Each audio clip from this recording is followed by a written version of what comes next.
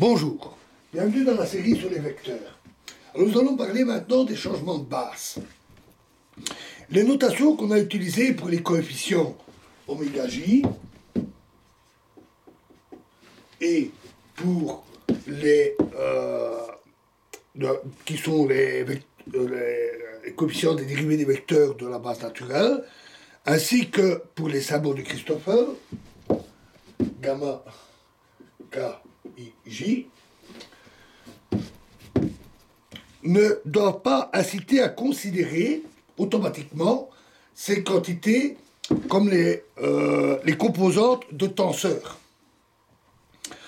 On va voir en effet que lors d'un changement de base, cela ne conduit pas aux formules de transformation des composantes de tenseurs. Considérons pour cela deux systèmes de coordonnées curviligne, UI et U'J, qui correspondent aux bases naturelles EI et E'J. La différentielle des vecteurs EI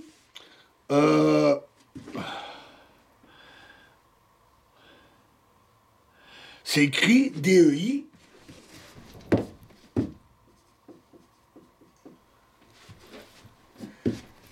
est égal à A'Ji.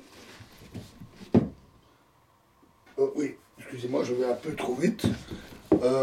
Et on les considère ces bases reliées par les relations EI égale A'Ji EJ, E'J et E'I égale à J, I, EJ. Par conséquent, les différentiels de vecteurs, la différentielle d'un vecteur EI s'écrit DEI est égal à A'J I D E'J, mais il faut aussi différencier un produit plus des A'Ji fois E'J. Écrivons d'autre part l'expression des différentiels des vecteurs EI et E'J sur chacune des bases naturelles. On a DEI est égal à oméga JI EJ. Et de même, D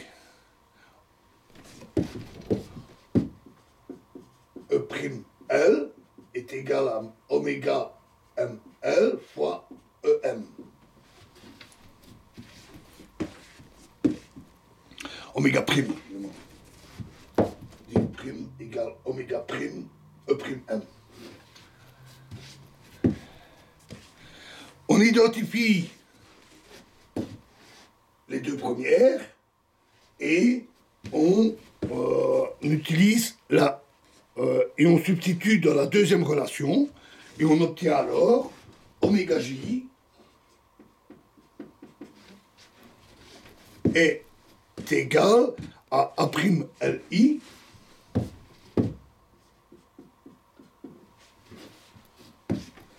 fois AJM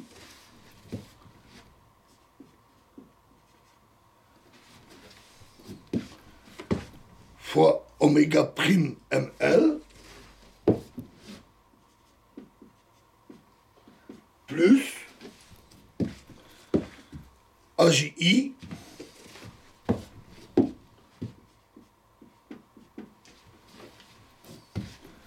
fois DA prime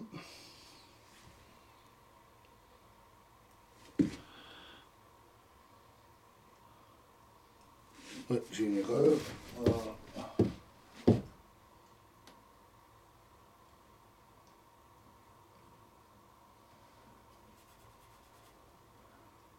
AJL fois D A prime L I.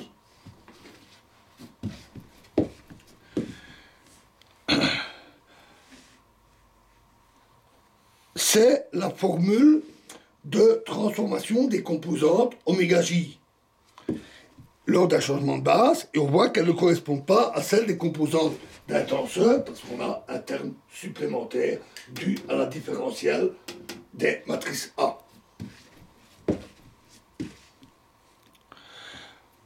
En fait, ça revient à dire que l'espace ponctuel n'est pas un espace vectoriel. Si la matrice de changement de base pour nos deux systèmes de coordonnées varie de point en point, alors les formules de transformation pour les différentiels ne sont pas celles d'un tenseur.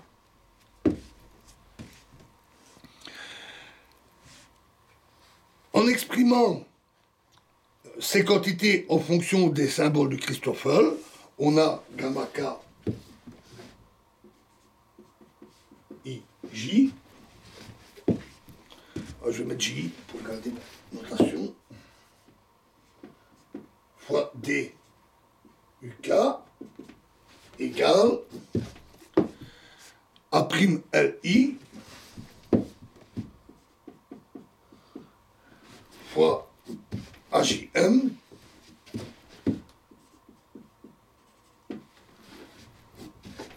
fois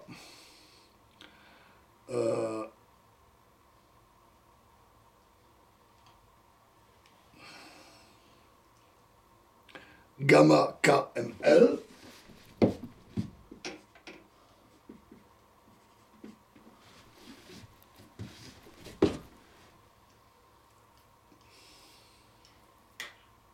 fois DU'K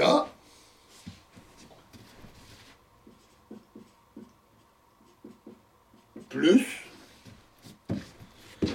A'JI ou A'JI fois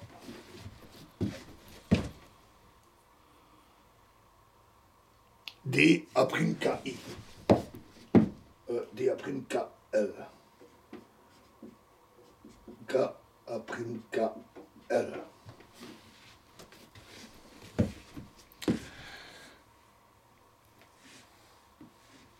D'autre part, on a les expressions entre les différentiels DA'JI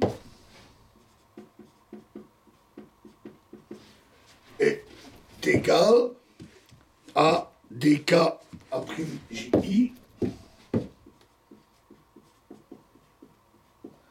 fois DU'K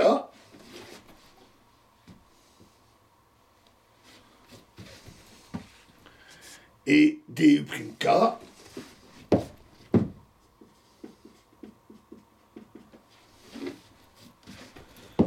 est égal à A'. DU'L, pardon, A'L K fois DUK.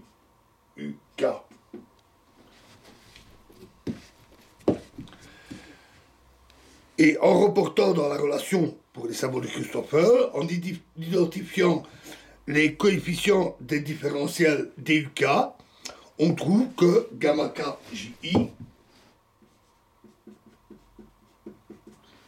est égal à A'LI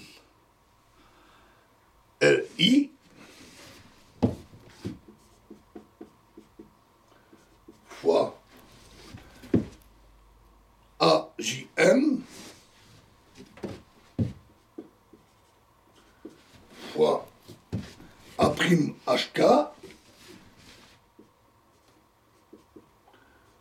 fois gamma HML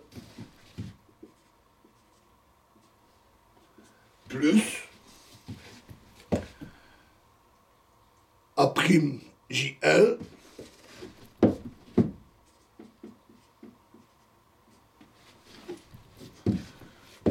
AJL, pardon, AJL fois DK A'LI.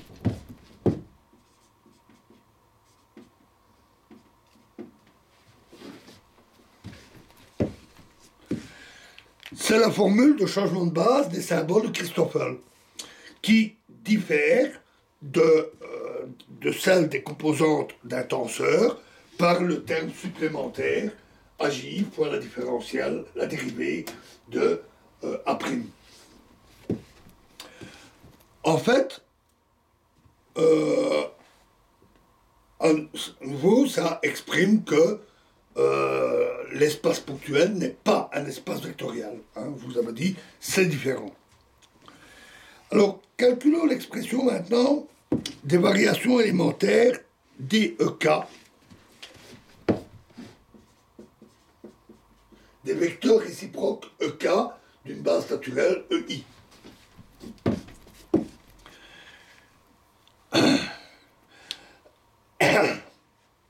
On a bien sûr EK fois EI est égal à delta KI. Et donc, en prenant la différentielle, D de EI fois EK est égal à EI dEK plus DEI fois EK est égal à 0, puisque la différentielle du symbole de Kronecker, c'est 0, puisque c'est un tenseur, ce sont des composantes constantes. Cette collation s'écrit en utilisant l'expression DEI égale à oméga JI fois EJ. On obtient que EI fois DEK est égal à EK fois oméga JI fois EJ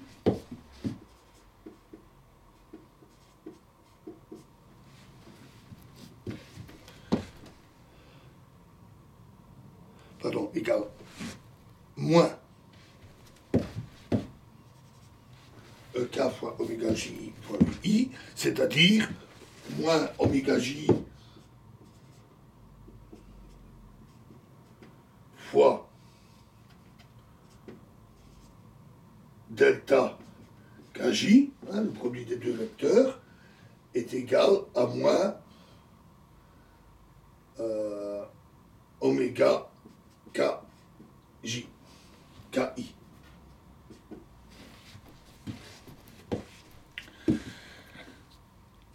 Donc les quantités moins oméga KI constituent les composantes covariantes du vecteur réciproque des EK sur la base EI. Et par suite, ce sont les composantes contravariantes sur la base réciproque.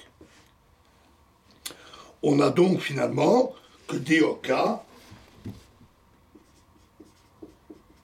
égale moins oméga KI fois EI. Alors, un petit commentaire. J'ai dit que, avec les changements de base, on voit que les quantités oméga et les symboles de Christoffel ne se transforment pas comme les composantes d'un tenseur.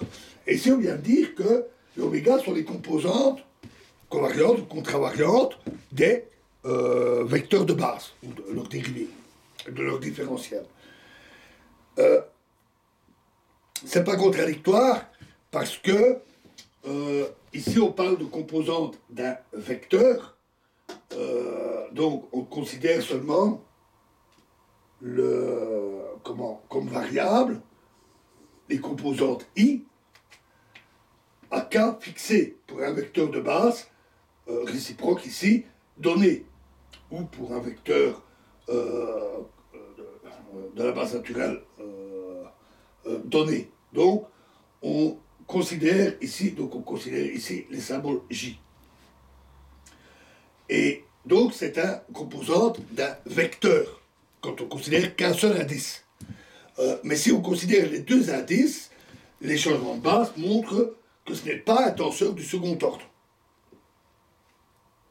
Donc attention à cette petite subtilité.